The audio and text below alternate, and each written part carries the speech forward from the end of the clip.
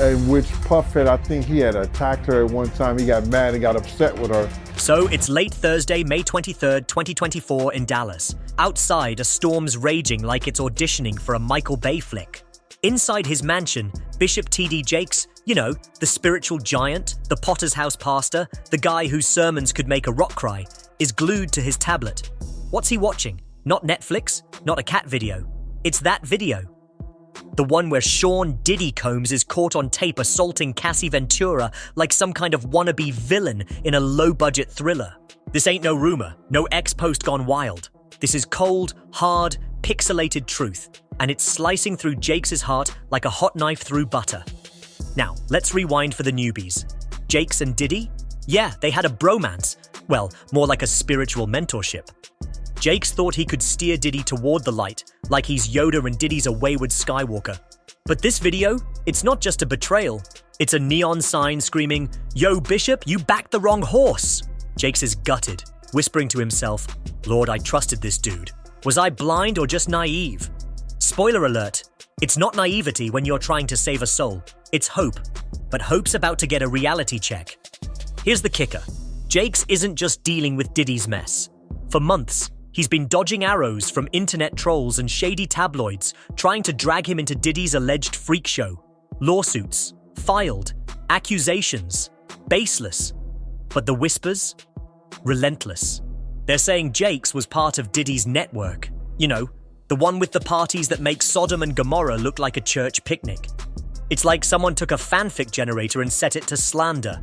Jakes is out here fighting for his name, while the world's screaming, guilty by association. His wife, Sarita, absolute queen by the way, finds him in his study, looking like he's aged 10 years in 10 minutes. "I'm not okay," he admits. "My heart's shattered because of the truth about Diddy." Imagine that. You pour your soul into someone, thinking you're building a cathedral, only to find out they're a wrecking ball. Jakes is done. He looks at Sarita, eyes like steel, and says, "I'm speaking out, I'm cutting ties. For my congregation, for my faith, for truth." Sarita nods like, "Go get him, Tiger." The storm outside? Child, it's got nothing on the one brewing in Jakes' soul. Fast forward to Sunday, May 26, 2024. The Potter's House is packed tighter than a Black Friday sale at Target. The air's thick with anticipation. Whispers about the Diddy video are buzzing like a hive of caffeinated bees. Jake steps onto the pulpit, and the room goes silent. No cheers, no hallelujahs, just thousands of eyes, some skeptical, some teary, all waiting. This ain't just a sermon, it's a reckoning. "My brothers and sisters," Jake starts, voice steady but heavy. "We live in a world full of trials. Sometimes those we trust let us down, hard." He pauses, glancing at the spot where Diddy used to sit, probably vibing to gospel like he wasn't living a double life. Poof, gone, like a bad plot twist. In recent days, Jakes continues, we've seen a heartbreaking event. The video of Sean Combs and Cassie Ventura. It's a gut punch to anyone who believes in human dignity. The congregation stirs, some bow their heads, others sob. That video's burned into their brains and Jakes knows it. He leans in, voice booming like thunder. "As your pastor, as a spiritual father, it's my duty to call it like it is. I believed in Sean's redemption. I thought he could walk the righteous path. But that video, it's not a mistake. It's a brutal abuse of power." The crowd's feeling it. Murmurs, nods, a few amens breaking through. Then, Jakes locks eyes with the live stream camera like he's staring down the world. "I stand here as a man of God and a human being. Sean Combs' actions are disgusting, humiliating, a destruction of human dignity. So let me be crystal clear. My relationship with him as a spiritual guide, done, terminated. I will never condone that behavior. Justice must be served and abusers must face the music. Cue the chaos." The congregation erupts. Sobs, applause, people standing like they're at a Beyoncé concert. It's raw, it's real, and it's a moment. Jakes wraps it up with a balm for the broken. If you're hurting, seek healing. This church has open arms, but we don't hide from truth. We condemn evil, and we trust in God's justice, and human justice too. Mic drop? Nah, soul drop. But hold up, this ain't the end of the saga. Jakes' sermon sends shockwaves worldwide, like a celebrity breakup trending on X for weeks. It's not just about ditching Diddy. It's a middle finger to complicit silence, to the culture that lets powerful people slide. Forbes calls Jakes a moral compass in a corrupt world. The Washington Post dubs him a spiritual leader standing up to power. But the haters?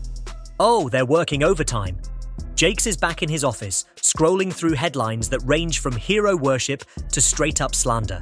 Radar Online's out here with Jakes denies Diddy ties amid rumors too late, the Daily Beast's throwing shade with Potter's house under scrutiny, Jakes dragged into Diddy scandal.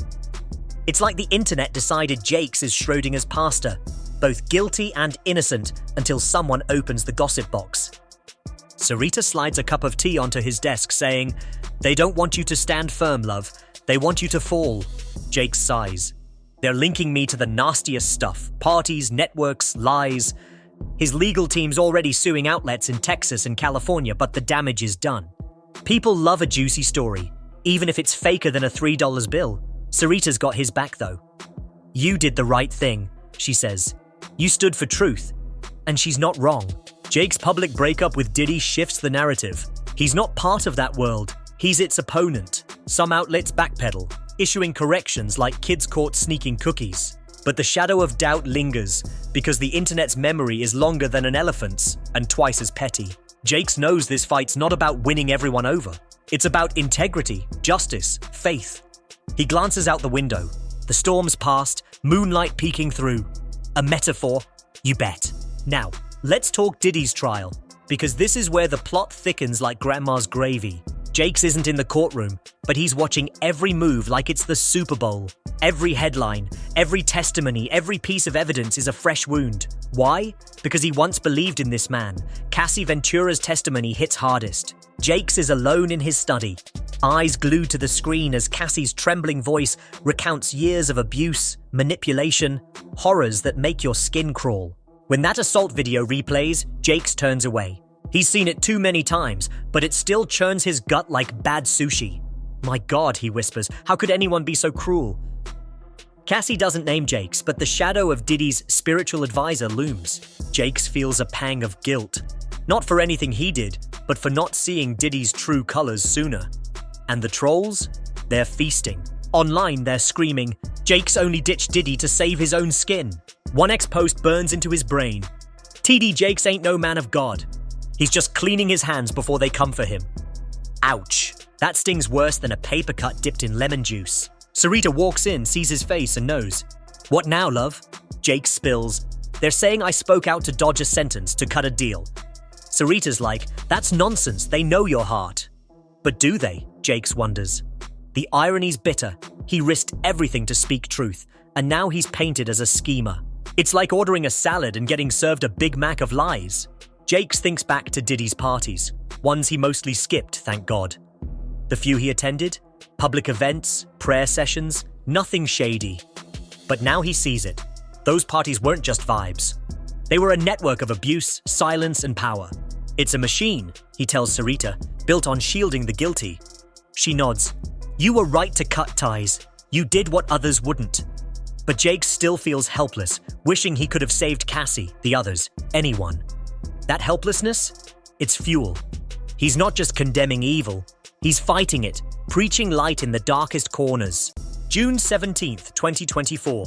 Diddy's defense team pulls a plot twist, cutting their presentation short. No more witnesses. Jakes isn't shocked. It's a white flag, a quiet, "We're guilty." By June 21st, the prosecution's closing arguments paint Diddy as a monster. No shadows left. Jakes feels a mix of sadness and relief.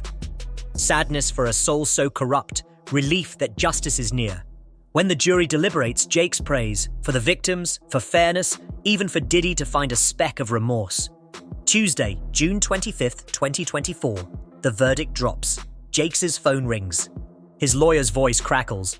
"Guilty, Bishop, on all counts." Jakes exhales, a tidal wave of emotions crashing over him. Relief, sorrow, emptiness. The man he once mentored is done. At sentencing, Diddy gets life, no parole. The world gasps. This isn't just a verdict. It's a warning. Power doesn't shield you forever. Jake skips the sentencing, staying at the Potter's house, praying, prepping his next sermon. His work's not done. Condemning evil? Check. Now it's about healing, rebuilding, sowing hope. That evening, he's in his study, moonlight streaming in, Bible open. The road's long, but his conscience is clear. The Potter's house stands tall, its congregants stronger. Jakes? He's still the spiritual father, bringing light to the darkness, one sermon at a time. Alright, drama fam, let's wrap this wild ride. This saga wasn't just about Diddy's fall or Jake's stand. It's a masterclass in integrity, a reminder that truth cuts deeper than any lie. What's your take? Did Jakes do the right thing? Or was he too late? Drop your thoughts in the comments. I'm reading all of them. Smash that like button if you're Team Truth, subscribe for more celebrity tea served hot, and hit the bell so you never miss a scandal. Until next time, keep your eyes open and your moral compass sharper. Peace out.